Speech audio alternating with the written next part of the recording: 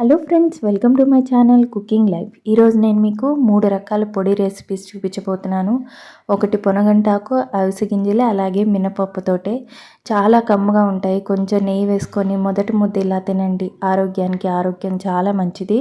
మరి లేట్ లేకుండా రెసిపీలోకి వెళ్ళిపోతాము.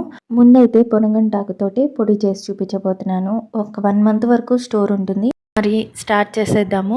నేను ఇక్కడ ఒక 2 కట్టలు తీసుకున్నాను. ఈ 2 కట్టలని తుంచేసేసి వీటిని వాష్ చేసేసుకొని ఒక పొడి బట్ట పైన తడి ఎక్కడా లేకుండా ఆరబెట్టేసుకున్నాను. ఇలా పొడిగా ఆరబెట్టుకున్న తర్వాత స్టవ్ మీద ఒక కడాయి పెట్టేసుకొని అందులోకి 1 టేబుల్ స్పూన్ ఆయిల్ యాడ్ చేసుకోవాలి. ఆయిల్ హీట్ అయిన తర్వాత ఇందులోకి ఒక 3 టేబుల్ స్పూన్లు మినపప్పును యాడ్ చేసుకోవాలి. అలాగే ఒక 3 టేబుల్ స్పూన్లు పచ్చిశనగపప్పును కూడా యాడ్ చేసుకోవాలి. వీటిల్ని దోరగా సగం వేగేంత వరకు వేయించుకోవాలి. ఒక 2 నిమిషాల పాటు లో ఫ్లేమ్లో పెట్టుకొని ఇలాగే వేయించుకోవాలి. ఇవి లైట్గా కలర్ చేంజ్ అయిన తర్వాత ఇందులోకి ఒక 4 టేబుల్ స్పూన్లు ధనియాలను యాడ్ చేసుకోవాలి. ధనియాలు అలాగే 1 టేబుల్ స్పూన్ జీలకర్రను కూడా యాడ్ చేసేసుకొని లో ఫ్లేమ్లో పెట్టుకొని లైట్గా కలర్ మారేంత వరకు వేయించుకోవాలి. మనకి ఎక్కడ మాడిపోకూడదు. ఒక 2 నుంచి 3 నిమిషాలు పడుతుంది. రుచికి సరిపడా కారం, నేను ఇక్కడ ఒక 15 నుంచి 20 మిరపకాయలని మధ్యలోకి ఇలా తుంపుకొని యాడ్ చేసుకున్నాను. ఇలా తుంచుకుంటే లోపల విత్తనాలు కూడా వేగి మంచి టేస్ట్ వస్తాయి. అలాగే ఇలా వేగిన తర్వాత వీటిల్ని ఒక ప్లేట్లోకి ట్రాన్స్ఫర్ చేసుకోవాలి. అదే కడాయిలోకి 1 టేబుల్ స్పూన్ ఆయిల్ యాడ్ చేసుకొని ఇందులోకి మనం తీసి పెట్టుకున్న పొనగంటాకును యాడ్ చేసేసుకొని లో ఫ్లేమ్లో పెట్టుకొని ఆకు అంతా బాగా వేగేంత వరకు కుక్ చేసుకోవాలి.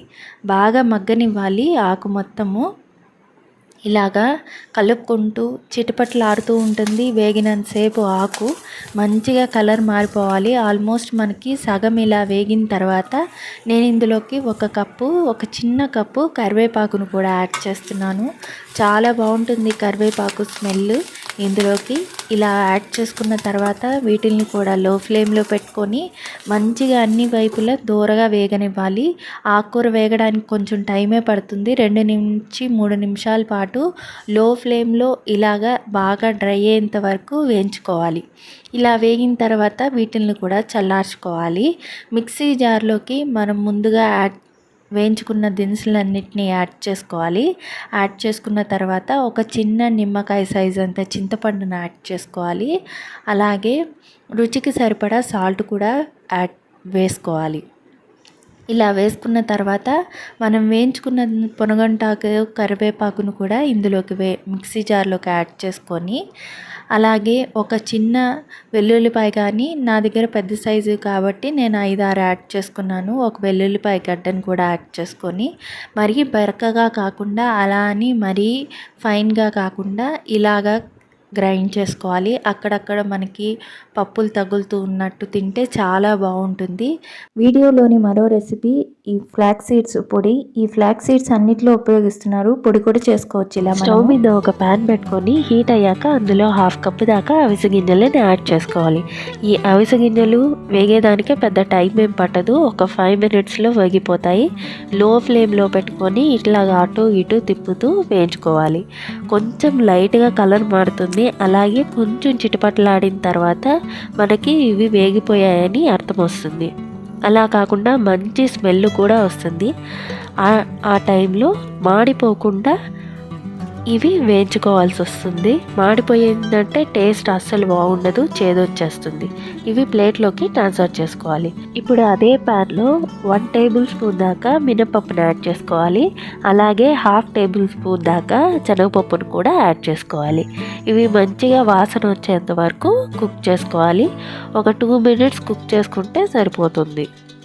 లో ఫ్లేమ్లోనే ఈ పొడినంతా వేయించుకోవాలి. హై ఫ్లేమ్ పెట్టుకున్నామంటే మాడిపోతాయి.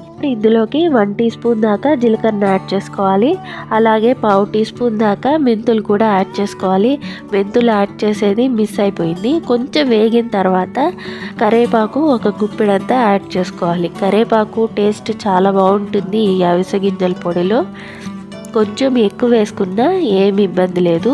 టేస్ట్ చాలా బాగా వస్తుంది. ఇవి కొంచెం కలర్ చేంజ్ అయ్యేంత వరకు కొంచెం వేగితే సరిపోతుంది. చూడండి, ఇలాగ వేగిన తర్వాత వీటిల్ని కూడా ప్లేట్లోకి ట్రాన్స్ఫర్ చేసేసుకోవాలి. అలాగే నేను ఇక్కడ ఒక 6 దాకా ఎండి మిరపకాయలు యాడ్ చేసుకున్నాను. ఇవి బాగా కారంగా ఉంటాయి, నాకు కొంచెం కారం వచ్చింది. మీరు కొంచెం కారం చూసి మిరపకాయలు యాడ్ చేసుకోండి. ఈ మిరపకాయలు వేగిపోయాయి, ఇవి కూడా ట్రాన్స్ఫర్ చేసేసుకుందాం. ఇప్పుడు స్టవ్ ఆఫ్ చేసేసుకొని ఇంగువని యాడ్ చేసుకోవాలి. ఈ వేడికే ఈ ఇంగువ వేగిపోతుంది. స్టవ్ ఆన్ చేసుకున్నామంటే ఇంగువ మాడిపోతుంది. అలా కాకుండా స్టవ్ ఆఫ్ చేసేసుకొని ఈ ఇంగువ కూడా వేగిపోయింది. ఇప్పుడు ప్లేట్లోకి మొత్తాన్ని ట్రాన్స్ఫర్ చేసేసుకున్నాము. ఇవి మొత్తం చల్లారిన తర్వాత మిక్సీ జార్లోకి ట్రాన్స్ఫర్ చేసుకొని ఇందులోకి సరిపడినంత సాల్ట్ యాడ్ చేసుకొని మూత పెట్టుకొని మిక్సీ పట్టుకోవాలి. ఇలాగా పొడి చేసుకున్నామంటే అవిసె గింజల పొడి రెడీ అయిపోయినట్టే. ఇలాగా అవిసె గింజలతో పొడి చేసుకొని కమ్మగా తిన్నారంటే ఒక చుక్క నెయ్యి వేసుకొని ఎంతో టేస్టీగా ఉంటుంది. మనం రొటీన్గా తినే పొడుల కంటే ఇలా ఒకసారి ఆరోగ్యవంతంగా ఒకసారి ట్రై చేసి చూడండి. ముఖ్యంగా బీపీ, షుగరు, అలాగే హార్ట్ ప్రాబ్లం ఉన్నవాళ్ళు, క్యాన్సర్ రాకుండా ఇది ఎంతో తోడ్పడుతుంది. ఫ్లెక్స్ సీడ్స్ని హెయిర్ గ్రోత్కి అలాగే వెయిట్ లాస్కి కూడా యూస్ చేస్తూ ఉంటారు. మరి రెసిపీ నచ్చిందా మీకు? నచ్చితే లైక్ చేయండి, షేర్ చేయండి. మీకు ఎలా వచ్చిందో కామెంట్ సెక్షన్లో నాకు ఫీడ్బ్యాక్ ఇవ్వండి. వీడియోలోని మరో రెసిపీ మినపప్పుతో ఇలా పొడి చేసుకొని తినండి. చాలా కమ్మగా ఉంటుంది. కొంచెం ఆయిల్తోనే ఈ పొడి చాలా కమ్మగా ఉంటుంది. మరి స్టార్ట్ చేసేద్దాము. స్టవ్ మీద కడాయి పెట్టి 1 టేబుల్ స్పూన్ ఆయిల్ వేసుకొని అందులో 1 కప్పు మినపప్పును వేసుకోవాలి. పొట్టు మినపప్పు ఉంటే ఇంకా చాలా మంచిది. ఈ మినపప్పును అయితే లో ఫ్లేమ్లో పెట్టేసుకొని ఒక 5-6 నిమిషాల పాటు వేయించుకోవాలి. కొంచెం టైం ఎక్కువే పడుతుంది కానీ రుచి మాత్రం అమోఘంగా ఉంటుంది. ఈ పొడి చేసుకొని తింటే మంచిగా దూరగా వేగాలి. ఇలా దూరగా కొంచెం వేగిన తర్వాత మనం మిగిలినవన్నీ వేయించుకోవాలి. కొంచెం టైం పట్టినా కానీ టేస్ట్ చాలా బాగుంటుంది.